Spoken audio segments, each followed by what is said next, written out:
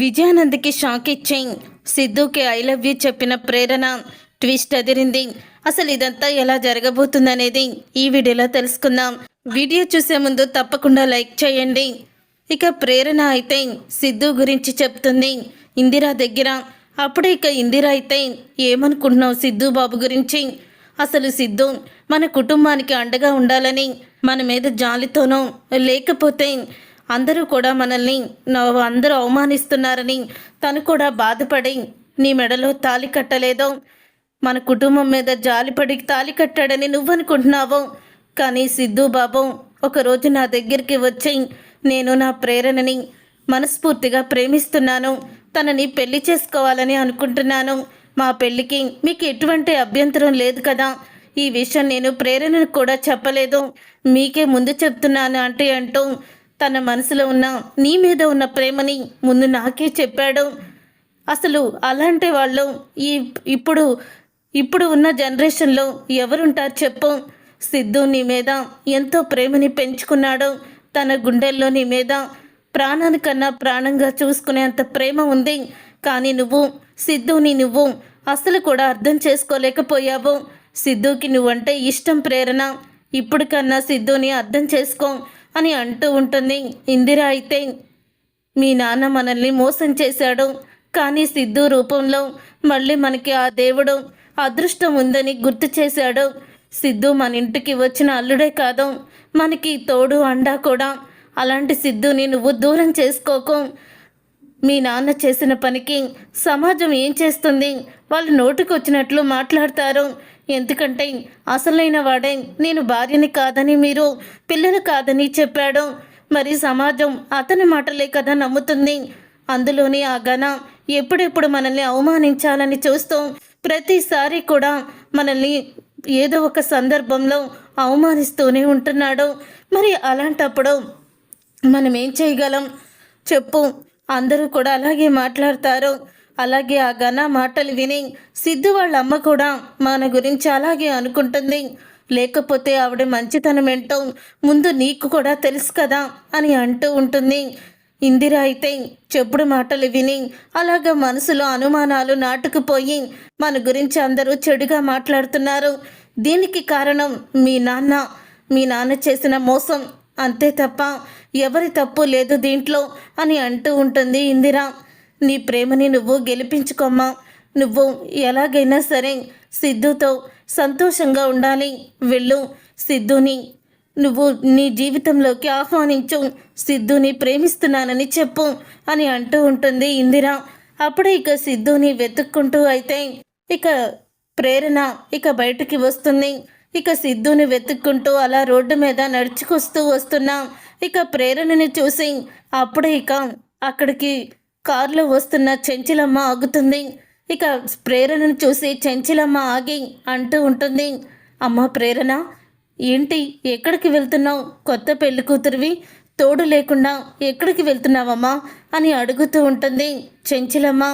అప్పుడు ఇక ప్రేరణ అయితే నా భర్త నన్ను అపార్థం చేసుకున్నారు. తొందరపాటులో నేను మాట్లాడిన మాటలు ఆయన గుండెని గాయపరిచాయి. నన్ను ఒంటరిదాన్ని చేసి వెళ్ళిపోయారు. ఆయన్ని వెతుక్కుంటూనే వెళ్తున్నాను అని అంటూ ఉంటుంది ప్రేరణ. అయితే ఇక ప్రేరణ మాటలకి అప్పుడే ఇక అంటూ ఉంటుంది చెంచిలమ్మ, చూడు ప్రేరణ, నీ జీవితంలో నీకు అదృష్టాన్ని తీసుకొచ్చేవాడు నీ భర్త. మీ అమ్మ వాళ్ళని అవమానిస్తూ ఉంటే వాళ్ళ నోర్లు మూయించి నీ మెడలో తాళి కట్టాడు. అతనికి నీ మీద ఎంత ప్రేమ ఉంటే అప్పటికప్పుడు తన పెద్దవాళ్ళకి కూడా చెప్పకుండా, ఎవరు నిర్ణయం తీసుకోకుండా నీ మెడలో తాళి కడతాడు. అంత గొప్ప వ్యక్తి నీకు భర్తగా వచ్చినందుకు నువ్వు ఎంతో అదృష్టవంతురాలివి. మీ గురించి రంజిత్ అంతా కూడా చెప్పాడు. కానీ మీ నాన్న చేసిన పని అదే మా ఊర్లో చేస్తుంటే నిలువున నరికేసేదాన్ని. కానీ ఇప్పుడు నేను ఒక్క మాట చెప్తున్నాను విను. ఇప్పటి నుంచి నువ్వు నీ పద్ధతి, నీ మనసు మార్చుకో. నీ కోసం నువ్వు బ్రతుకు, నీ ప్రేమ కోసం బ్రతుకు, నీ భర్త కోసం బ్రతుకు. ఎవ్వరి మాటల్ని కూడా నువ్వు పట్టించుకోవాల్సిన అవసరం లేదు అని అంటూ ఇక ప్రేరణకైతే తను నీ గురించి నేను వస్తున్నానమ్మా, నీ భర్తకి బట్టలు తీసుకొని వస్తున్నాను, ఇదిగో తీసుకొని నీ దారి నువ్వు వెళ్ళు. ఎక్కడికి వెళ్ళాలో, ఎక్కడ నీకు సంతోషం ఉంటుందో, ఎక్కడ నీ వాళ్ళుంటారో వెళ్ళు. అందరి మనసుల్ని కూడా మెప్పించేలా ప్రవర్తించు. అందరినీ కూడా సంతోషపరచు. నీ భర్తని కూడా నువ్వు బాగా చూసుకో, వెళ్ళమ్మా అని చెంచలమ్మ అయితే చెప్తూ ఉంటుంది ప్రేరణతో. అప్పుడే చెంచలమ్మ మాటలతో ఇక ప్రేరణ అయితే, చాలా థ్యాంక్స్ అమ్మా, మీ మాటలు నాకు ఎంతగానో ఆత్మవిశ్వాసాన్ని ఇచ్చాయి. ఏం చెయ్యాలి, ఎటు వెళ్ళాలి అని దిక్కుతోచని పరిస్థితిలో ఉన్న నాకు ఒక దారిని చూపించాయి. మీ రుణం నేను ఎప్పటికీ తీర్చుకోలేను. మిమ్మల్ని నేను ఎప్పటికీ కూడా మర్చిపోలేను. నా జీవితాన్ని నిలబెట్టారు.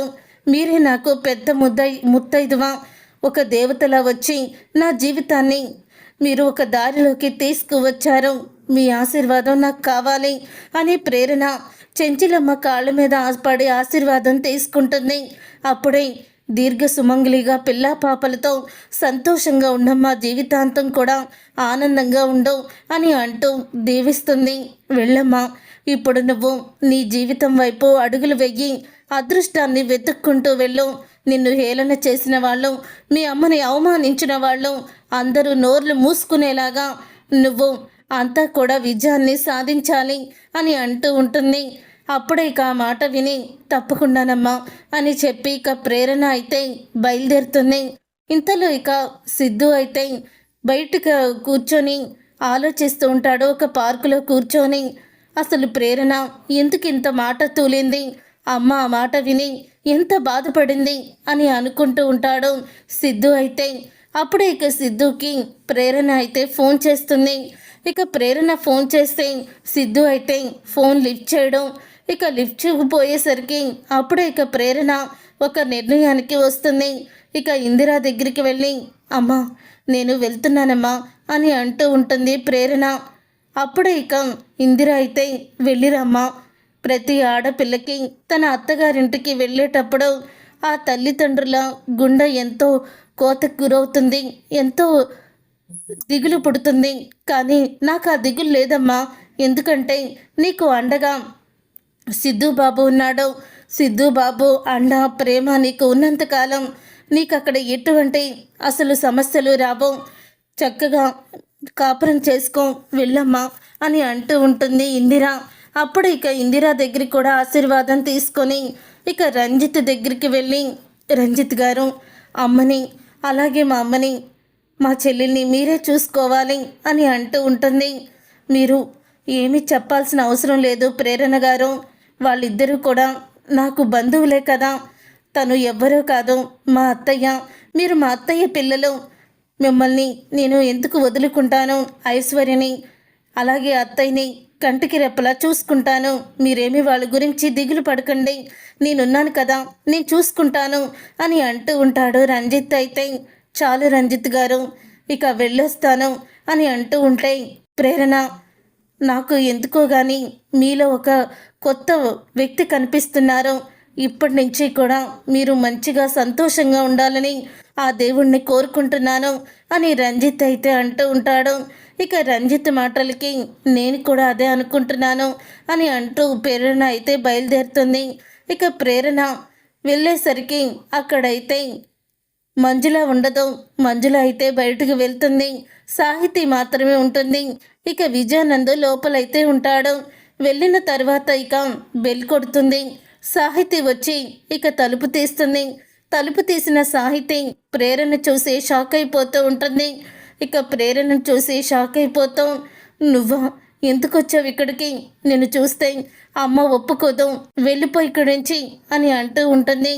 సాహితీ అయితే, అదేంటి సాహితీ అలా మాట్లాడుతున్నావు, నేను ఇప్పుడు మీ అన్నయ్య భార్యని, నన్ను వదినమ్మ అని పిలు, బాగుంటుంది అని అంటూ ఉంటే అప్పుడు ఇక ఆ మాట విని, లేదు, మా అమ్మని బాధ పెట్టి నువ్వు చాలా పెద్ద తప్పు చేసావు ప్రేరణ, మా అమ్మ నిన్ను కోడలుగా ఒప్పుకునే వరకు నేను నిన్ను వదినగా ఒప్పుకోలేను, నిన్ను లోపలికి రానివ్వలేను అని అంటూ ఉంటుంది సాహితీ అయితే.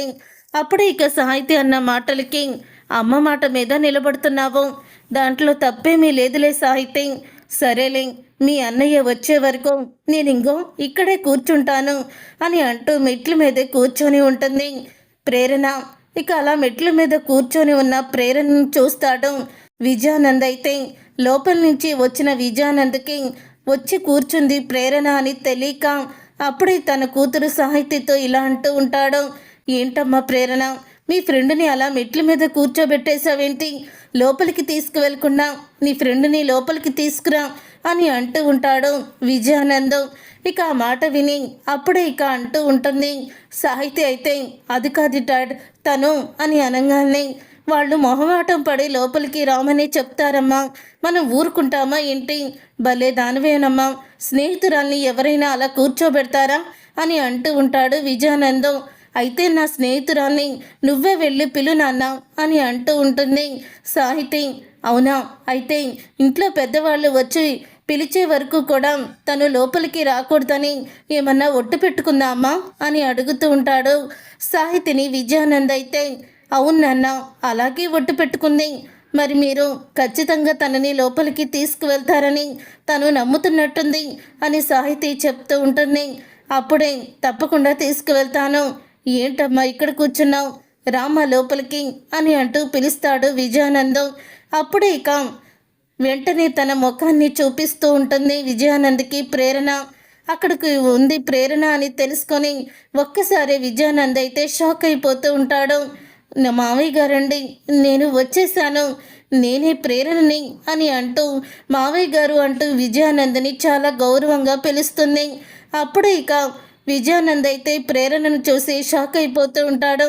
ఇక షాక్ అయిపోతూ నువ్వా, ఎందుకు వచ్చావు ఇక్కడికి అని అంటూ ఉంటాడు. అదేంటి మావయ్య గారు అలా మాట్లాడుతున్నారు? నేను మీ అబ్బాయి భార్యని, అంటే మీ కొడుకు కాని కొడుకు సిద్ధార్థ్ భార్యని. మరి సిద్ధార్థ్ భార్య ఎక్కడుండాలి? మీ ఇంట్లోనే కదా ఉండాలి, అందుకని వచ్చాను అని అంటూ ఉంటుంది ప్రేరణ. నిన్ను అసలు మేము కోడలుగా ఒప్పుకోనప్పుడు నువ్వు ఇంటి కోడలుగా ఎలా లోపలికి అడుగు పెడతావో, పో బయటికి అని అంటాడు విజయానంద్. అయితే నేను లోపలికి రావడానికి వచ్చాను కానీ బయటికి వెళ్ళడానికి కాదు. ఒకవేళ నన్ను బయటికి వెళ్ళగొడితే మాత్రం నేను ఊరుకుంటానా? మీడియా ముందుకి వెళ్తాను, నన్ను లోపలికి రానివ్వని విజయానంద్ అంటూ ఇక అందరికీ కూడా చెప్తాను అని అంటూ ఉంటుంది ప్రేరణ. ఇక ప్రేరణ అన్న మాటలకి ఒక్కసారి విజయానంద్ అయితే షాక్ అయిపోతూ ఉంటాడు. అప్పుడు ఇక విజయానందం ఉండు, అసలు సిద్ధు ఎందుకు రాలేదో, సిద్ధుకి విషయం తెలుసో లేదో సిద్ధుని అడుగుతాను అని వెంటనే ఇక సిద్ధుకైతే ఫోన్ చేస్తాడు.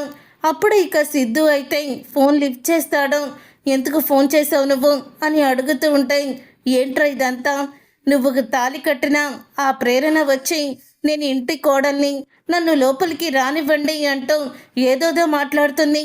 బ్యాగుతో సహా ఇంటి దగ్గరికి వచ్చి తిష్ట వేసుకొని కూర్చుంది అని అంటూ ఉంటాడు విజయానందం.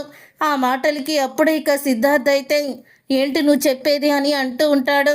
అవును, నేను చెప్పేది నిజం. నువ్వు తాళి కట్టిన ఆ ప్రేరణ ఇంటికి వచ్చి నానా గొడవ చేస్తుంది, ఎక్కడున్నావు తొందరగా రా అని అంటూ ఉంటాయి. అప్పుడే ఇక సిద్ధార్థ్ అయితే అసలు ప్రేరణ మా ఇంటికి ఎందుకు వెళ్ళింది, తనకి అక్కడ ఏం పని అని అనుకుంటూ ఇక బయలుదేరుతాడు. ఇంతలో ఇంకా వస్తుంది బయట నుంచి మంజుల. అయితే మంజుల ఇంటికి రావడం చూసి అప్పుడే అత్తయ్య గారు నన్ను క్షమించండి అంటూ కాళ్ళ మీద పడిపోతుంది ప్రేరణ. అప్పుడే ఇక మంజుల అయితే ప్రేరణ చూసి షాక్ అయిపోతుంది. ఇక షాక్ అయిపోతూ నువ్వా, ఎందుకు వచ్చావు నా ఇంటికి అని అడుగుతూ ఉంటుంది మంజుల. అయితే ఇక మంజుల అలా అడగంగానే ఒక్కసారే షాక్ అయిపోతూ ఉంటుంది ప్రేరణ. అదేంటి అత్తయ్య గారండి అలా మాట్లాడుతున్నారు, మీ అబ్బాయి నా మెడలో తాళి కట్టాడు, మరి అలాంటప్పుడు నేను ఇంట్లోనే కదా ఉండాలి, అందుకని ఇంటికి వచ్చాను అని అంటూ ఉంటుంది ప్రేరణ. అయితే ఇక ప్రేరణ అన్న మాటలకి నా కొడుకు నా ఇష్ట ప్రకారం నీ మెడలో తాళి కట్టలేదు, అలాంటప్పుడు దాన్ని పెళ్ళి అనరు, అది తాళి కూడా అనరు, వెళ్ళిపోయి ఇక్కడి నుంచి అని అంటూ ఉంటుంది ప్రియా. మంజుల అయితే ప్రేరణని. అప్పుడే ఇక ఆ మాట విని ప్రేరణ అయితే నేను వెళ్ళను అత్తయ్య గారండి, నేను ఇంట్లోకి కోడలుగా అడుగు పెట్టాలని ఫిక్స్ అయిపోయి వచ్చాను, ఒక్క అడుగు కూడా వెనక్కి వెయ్యను. ఒకవేళ ఇక్కడే ఎలాగలా మేము లోపలికి వెళ్తామని వెళ్ళిపోయారనుకోండి, నేను బయటే కూర్చొని ఉంటాను అని అంటూ ఉంటుంది ప్రేరణ. ఇక ప్రేరణ మాటలకి షాక్ అయిపోతూ ఉంటుంది. చూడండి, సిద్ధు గారు మిమ్మల్ని వదిలి ఉండలేరు, మీరు బాధపడితే తట్టుకోలేరు. అలాంటి కొడుకుని, తనకి ఇష్టమైన అమ్మాయిని పెళ్లి చేసుకుంటే మీరెందుకు దూరం పెడుతున్నారు? నన్ను ఒక అనాథని అనుకొని పెళ్లి చేసుకున్నాడని మీరు ఒప్పుకోవచ్చు కదా అని అంటూ ఉంటుంది. ప్రేరణ అయితే, ఒక అనాథనైనా నా ఇంటి కోడలుగా నేను ఒప్పుకునేదాన్ని, కానీ నువ్వు ఎవరికి పుట్టావో తెలీదు, నీ తండ్రి ఎవరో తెలీదు, అలాంటప్పుడు నేనెలా నిన్ను కోడలుగా ఒప్పుకుంటాను అని అనగానే, ఒక ఆడదానిగా జీవితంలో ఎన్నో కష్టాలు పడుతూ వచ్చారు. కష్టం విలువ తెలిసిన వాళ్ళు మా అమ్మ కష్టం కూడా కొంచెం గుర్తుపెట్టుకోండి అని అంటూ ఉంటుంది. ప్రేరణ అయితే, మీకులాగే మా అమ్మ కొత్త జీవితాన్ని మొదలు పెట్టాలని ఎప్పుడూ కూడా అనుకోలేదు. తన భర్త గురించి ఆలోచించింది. మీరు మీ భర్త చనిపోయిన తర్వాత మీరైతే ఇన్ని రోజులు కూడా ఈయన్ని పెళ్లి చేసుకొని సంతోషంగా ఉన్నారు. కానీ మా అమ్మ మా గురించి, తన భర్త తనని మోసం చేశాడని తెలిసినా కూడా మౌనంగానే ఉంది. పోరాడదాం అనుకుంది, కానీ మా అమ్మకు ఆ శక్తి సరిపోలేదు. దయచేసి నన్ను లోపలికి రానివ్వండి. మీకు లోపల సందేహం ఉంటుంది, అసలు ఎవరికి పుట్టానో తెలియని నన్ను కోడలుగా ఎందుకు చేసుకోవడం అని. మీకు ఒకవేళ ఒక వారం రోజులు టైం ఇస్తున్నాను. ఈ వారం రోజుల్లో నా ప్రేరణ తండ్రి రాజశేఖర్ అని నిరూపించకపోతే నేనే సిద్ధుని వదిలి వెళ్ళిపోతాను అని అంటూ ఉంటుంది ప్రేరణ. ఇక ప్రేరణ మాటలకి ఒక్కసారి మంజు షాక్ అయిపోతూ, ఏంటి ఇంత కాన్ఫిడెన్స్గా చెప్తుంది, ఒక్కసారి ఛాన్స్ ఇస్తే చూస్తాను అని అంటూ మంజుల అయితే, సరే పద లోపలికి అని అంటూ ఉంటుంది మంజుల. తర్వాత సిద్ధు అయితే వస్తాడు. ఇక సిద్ధుని చూసి అప్పుడే మంజుల అయితే, ఏంటి అలా చూస్తున్నావు, లోపలికి రాని భార్యని తీసుకొని అని అంటూ హారతి ఇస్తుంది మంజు. ఇక హారతి ఇచ్చి లోపలికైతే కోడల్ని ఆహ్వానిస్తుంది. అప్పుడే ఇక ఎంతో ఆనందపడుతూ ఉంటుంది ప్రేరణ అయితే, అత్తయ్య గారు, మావి గారు నన్ను ఆశీర్వదించండి. ఇక విజయానంద్ మంజుల కాళ్ళ మీద ఆశీర్వాదం కూడా తీసుకుంటుంది. అప్పుడే ఇక విజయానంద్ అయితే, ఇదేదో మొత్తం ప్లాన్ మీదే వచ్చింది, మాట తీరు, మనిషి వ్యక్తిత్వం అన్నీ కూడా ఎందుకో నాకు మారిపోయినట్టు కనిపిస్తున్నాయి అని అనుకుంటూ ఉంటాడు విజయానంద్ అయితే, ఇది ఇంట్లో అడుగు పెట్టిందంటే నాకు చాప్టర్ క్లోజ్ అయిపోతుంది, ఇప్పుడు నేను ఏం చెయ్యాలి అని ఆలోచనలో ఆలోచిస్తూ ఉంటాడు విజయానంద్ అయితే. అలా ఆలోచిస్తూ ఇక విజయానంద్ అయితే ఏం చెయ్యాలో తెలియడం లేదే అని ఇక ఉండంగానే ఫోన్ అయితే చేస్తాడు ఘన. ఇక ఫోన్ చేసి, ఎలా ఉన్నారు, సిద్ధార్థ్ దగ్గరికి వెళ్ళారా అని అడుగుతూ ఉంటే, సిద్ధార్థ్ దగ్గరికి మేము వెళ్ళడం ఏంటి, ఆ సిద్ధు గడే ఆ ప్రేరణను తీసుకొని ఇంట్లోకి అడుగు పెట్టాడు అని అంటూ ఉంటాడు విజయానందం. ఆ మాట విని ఒక్కసారి ఘన షాక్ అయిపోతూ, ఏం చెప్తున్నావు నువ్వు, అసలు సిద్ధు ఏంటి, ప్రేరణ మీ ఇంటికి రావడం ఏంటి, అత్తయ్య గారు దీనికి ఒప్పుకున్నారా అని అడుగుతూ ఉంటాడు ఘన. ఎందుకు ఒప్పుకోరు, తన కొడుకంటే ప్రాణం కదా, లోపలికి తన భార్యతో కలిసి రావడానికి ఒప్పుకుంది అని అంటూ ఉంటాడు విజయానంద్ అయితే. అప్పుడే ఘన అయితే షాక్ అయిపోతూ ఉంటాడు. ఇక ఘన షాక్ అయిపోతూ, అసలు ఏం జరుగుతుంది, ఆ ప్రేరణని గెలుస్తుందేంటి, ప్రేరణని ఆ మంజుల అంటే కోడలుగా ఒప్పుకుందంటే తన మీద తనకి ఏదో తెలియని అభిమానం ఉంది అని అనుకుంటూ ఉంటాడు ఘన. తర్వాత ఇక విజయానంద్ ఫోన్ పెట్టేశాక ఈశ్వరి అయితే కోపంతో రగిలిపోతున్న ఘన దగ్గరికి వచ్చి, రే ఘన, ఏమైందిరా, ఎందుకంత కోపంగా ఉన్నావు అని అడుగుతూ ఉంటే, అమ్మ, ఆ ప్రేరణ సిద్ధు మళ్ళీ తిరిగి వాళ్ళ ఇంటికి వెళ్ళిపోయారు అని అనగానే ఎంతో ఆనందపడుతూ ఉంటాడు. ఆ మాట విని రాజశేఖర్ అయితే, మొత్తానికి సిద్ధు బాబు ప్రేరణని భార్యగా ఒప్పుకొని తన ఇంటికి తీసుకువెళ్ళాడు అని అనుకుంటూ ఉంటాడు. ఆ తర్వాత ఇక ప్రేరణ అయితే సిద్ధు దగ్గరికి వచ్చి, సారీ సిద్ధు, నేను అన్న మాటకి నీకు కోపం వచ్చింది, నాకు అర్థమైంది, కానీ నేను ఒక్క నిమిషం ఆలోచించు నా గురించి, ఆ సిచ్యువేషన్లో ఎవరున్నా అలాగే మాట్లాడతారు, నన్ను క్షమించు, ఇన్ని రోజులు నీ ప్రేమని అర్థం చేసుకోలేకపోయాను, నీ మనసులో నాకు ఎంత ప్రేమ ఉందో నాకు మా అమ్మ ద్వారా తెలిసింది, ఐ లవ్ యూ సిద్ధు అంటూ ఇక వెంటనే సిద్ధుని కౌగిలించుకుంటూ ఉంటుంది. ప్రేరణ అయితే ఇక ప్రేరణ అలా కౌగిలించుకున్న తర్వాత సిద్ధుకి ప్రేరణ మీద ఉన్న కోపం మొత్తం పోయి తను కూడా ఐ లవ్ యూ చెప్పి కౌగిలించుకుంటాడు ప్రేరణని. చూసారుగా ఫ్రెండ్స్, రాబోయే కథలో ఖచ్చితంగా ఇలాగే జరగబోతుంది. మరి ఇలాగే జరగాలని మీరైతే కోరుకుంటున్నారా? అయితే తప్పకుండా వీడియోనైతే లైక్ చేయండి. మీరు చేసే ఒక్క లైక్ మాకు ఎంతో సపోర్ట్ని, మోటివేషన్ ఇస్తుంది.